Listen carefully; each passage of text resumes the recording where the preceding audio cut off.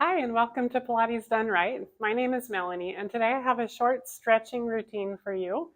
So for equipment setup, we're going to start with footwork, and we'll have the foot bar on high, and we need 3 heavy springs or whatever you like to do your footwork on. I'm on an Allegro 2, and I have 3 reds. So to start, we'll lay back on the reformer with the heels on the foot bar in parallel. We want them inner hip distance apart. So nice and in line here. And we'll just stretch away and bend. Now, as I go here, you might be wondering, why are we starting with footwork? This isn't a stretch. But it's actually scientifically proven that the muscles stretch better when they're warmed up. So that's what we're going to do here, is get the body nice and warmed up so that our stretching routine is more effective. As I go, just resting my arms on the carriage beside me, abdominals pulling in to keep my torso still. Shoulders are relaxed, and just nice even breathing. Bring it down to the toes on the foot bar. Stretch away. Now, something to watch for with your footwork when you're on the toes is you want to keep the heels lifted slightly. So I'm not stretching way away like really high heels. I want it just about, imagine you're wearing about a 2-inch heel or a small kind of a wedge maybe. We'll go for 3 more. Already starting to feel my legs. Last one. All right, from here we'll connect the heels together. So we're in Pilates V, so my knees are separated just about as wide as the shoulders. And we go. Now as I do this, my heels are still lifted slightly. And we want to stretch and lengthen through the inner thighs. So we're zipping the inner thighs together when we extend, and controlling the carriage all the way back into the stoppers. 3 and 2. Last one. And now we'll take it to heels wide on the foot bar. You can do it as wide as you want. You can even go all the way out to the corners. Most important thing is to have the line going straight from your hip through your knee to through your feet. So like an imaginary plumb line that you want to line up there. Feet are flexed back toward you.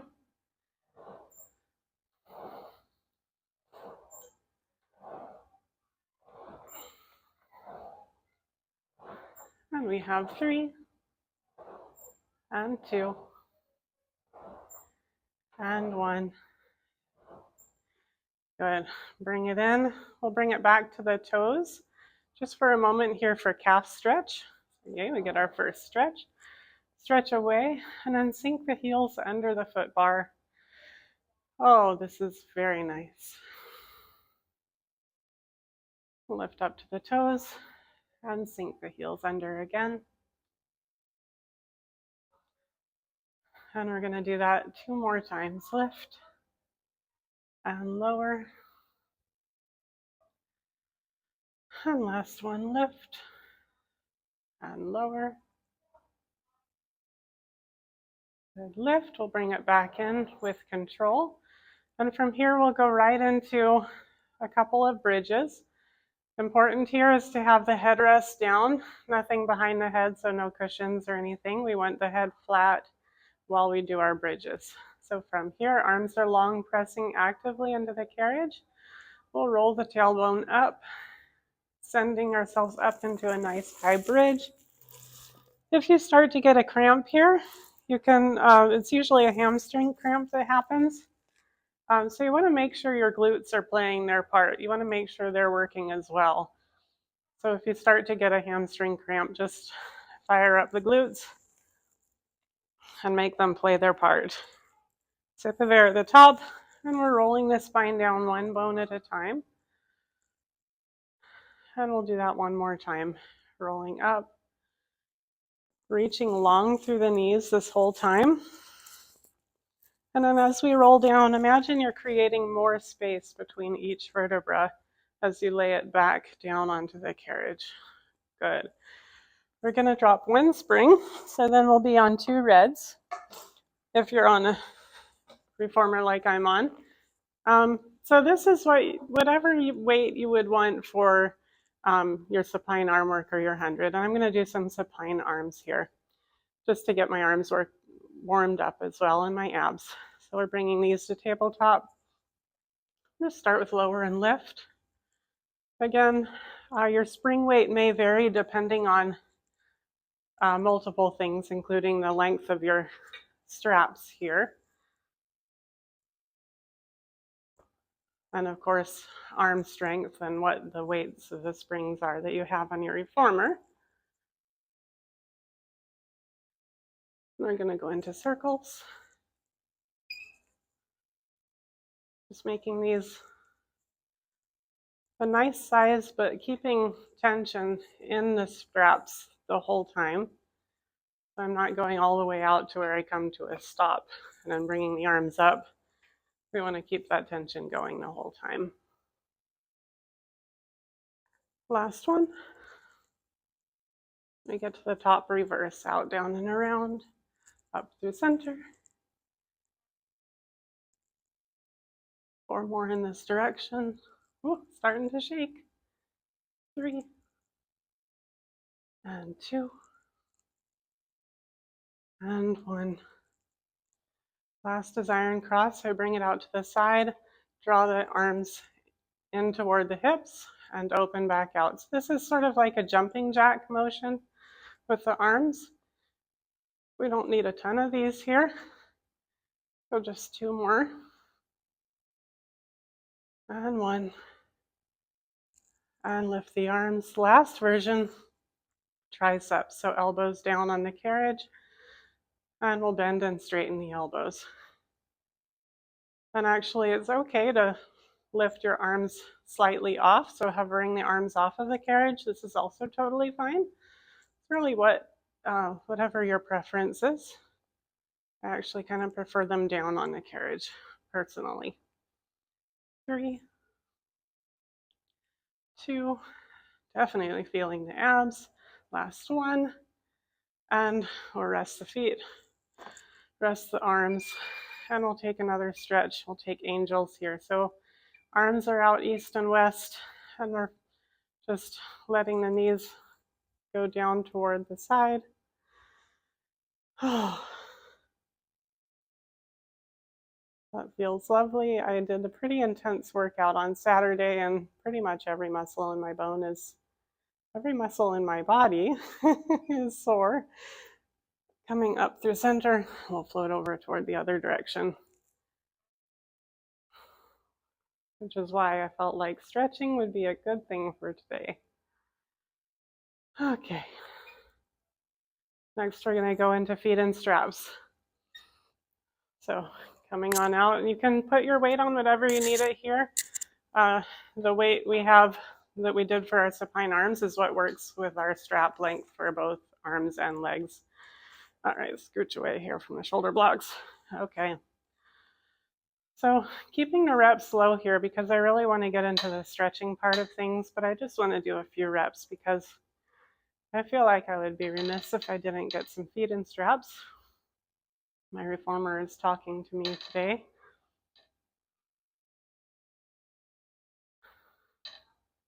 Just lowering and lifting, and the range here is determined by how low you can get your legs without your ribs wanting to pop up. So as soon as you feel motion start to happen here, that's far enough. And then coming up toward the ceiling only as far as the hamstrings will allow with the hips staying anchored on the carriage. 1 more. And then we'll go right into circles, down through center, out, around, and up. Oh, and I'm taking my time here because that range of motion just feels so good right now. So we're just taking these kind of slower than I would ordinarily do. And getting that inner thigh stretch on the outside of the circle. One more in this direction. Whew. And when I get to the top, we'll reverse that. So out, down, and around, taking that big range of motion here, but still keeping the upper body very still. So we do want a big range of motion, but we want it only as big as we can keep it controlled.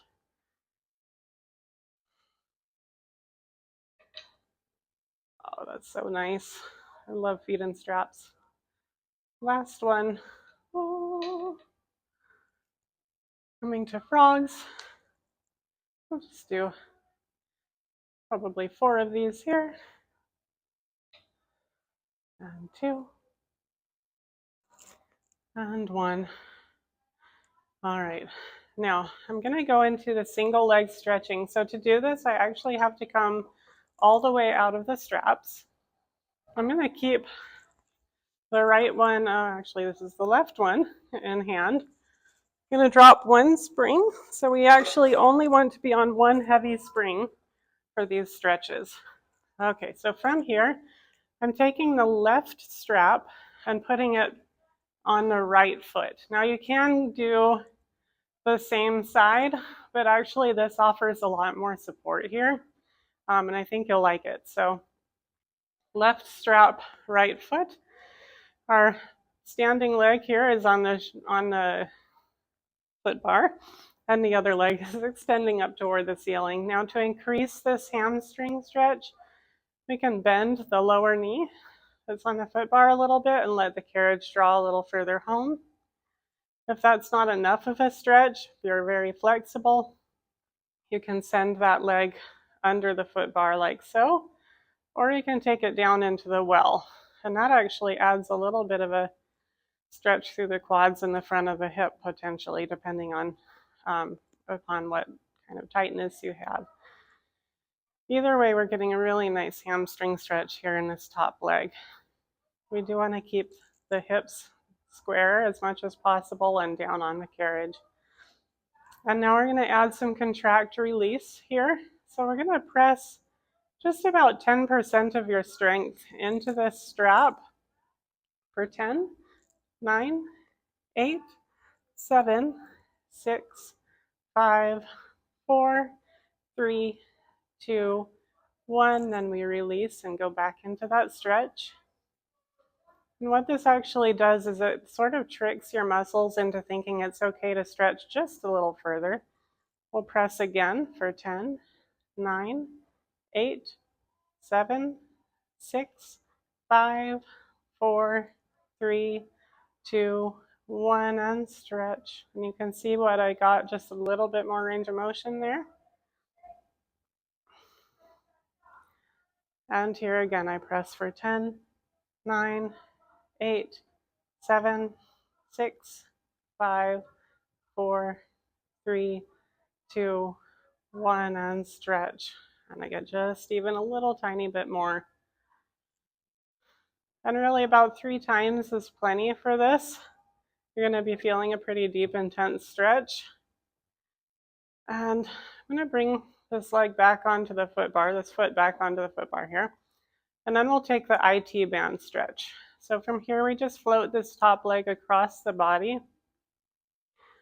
And what we're looking for is you'll get a burning sensation from the hip down to the knee when you find this stretch. For some people, it may be right here.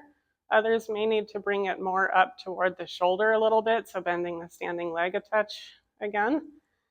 I have found it. This is never just the most pleasant experience right here, not gonna lie. And it is important to keep this from getting tighter and tighter as we age, so we're accepting the challenge and breathing into this stretch here, knowing that we have a reward coming in just a moment. Oh, and here we go. We're going to send that leg now across out to the other side. So this is inner thigh. Most people much more pleasant. We'll keep this opposite hip anchored, not hankered. And we want to keep from tipping up. So just finding that stretch with this opposite hip anchored down in the carriage. Just breathing into this here for a moment.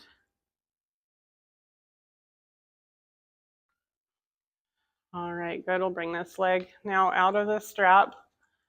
I'm going to feel a little bit different from this other leg for a moment. So we get to even ourselves out. So now we'll take the right loop and we'll put it on the left foot. So same song, second verse. Here we go. So now our standing leg is the right leg and it's on the foot bar. And we'll bend that knee just until we find the stretch we need. So we're looking for the hamstrings. Again, if you like it under the foot bar or down in the well. I actually kind of enjoy the feeling of having it down in the well. But listen to your body. If it's not right for you, don't do it. This is very much, finding what's good for your body here. So always, always in Pilates, listen to your body, listen to what, you never want to work through pain. You just want to find the ranges of motion that are comfortable for you and work in those.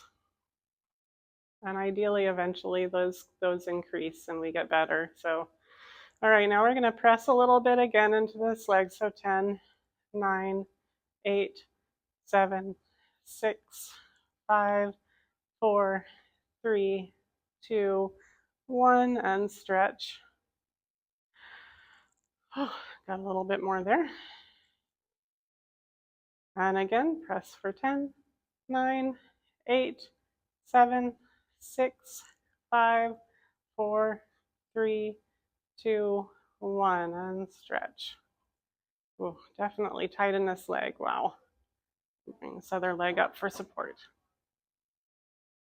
And we're going to press one more time for 10, 9, 8, 7, 6, 5, 4, 3, 2, 1, and stretch. All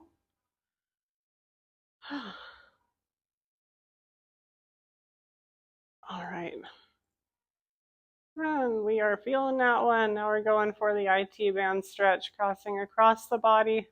Ooh, there it is. Didn't take much. Finding that sensation down the leg here.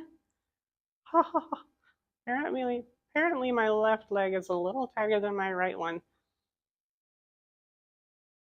You may be feeling something similar. You may be looser in your left side or tighter in your left side. Always interesting to note. One more deep breath here. Then we get to go across to the inner thigh. And once again, keeping that opposite hip down. Totally okay to use the hands for support. Ooh. Hurts so good.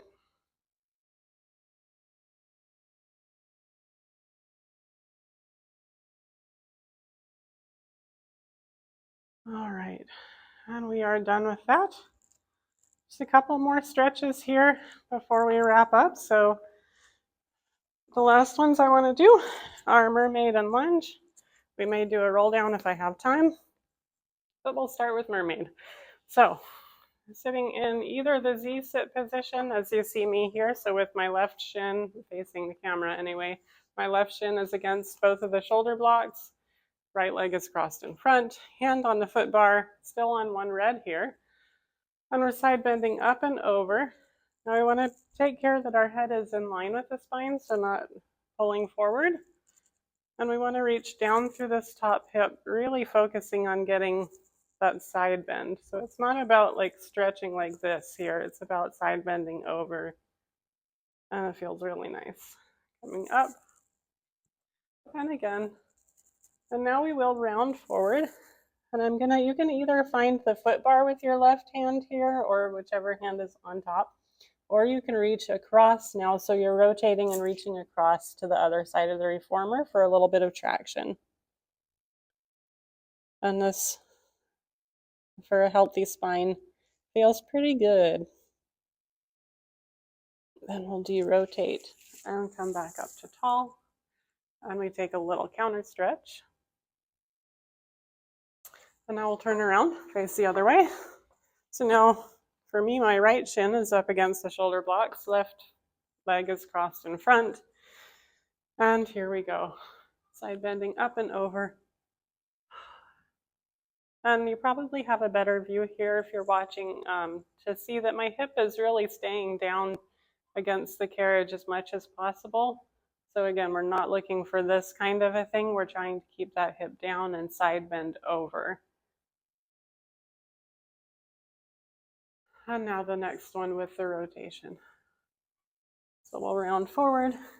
And again, you can find a foot bar or the other side of the reformer or anywhere in between and just find that stretch that is right for your body. And just breathe into this for a moment.